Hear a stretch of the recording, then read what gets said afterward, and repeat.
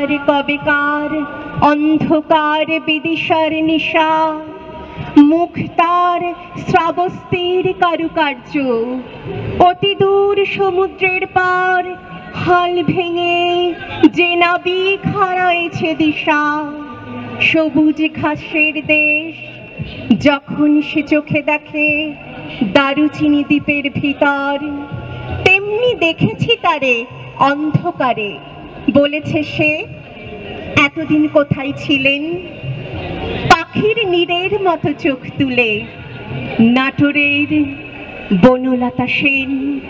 সমস্ত দিনের শেষে শিশিরের শব্দের মতো সন্ধ্যা আসে, ডানার রৌদ্রের গন্ধ মুছে ফেলে চিল।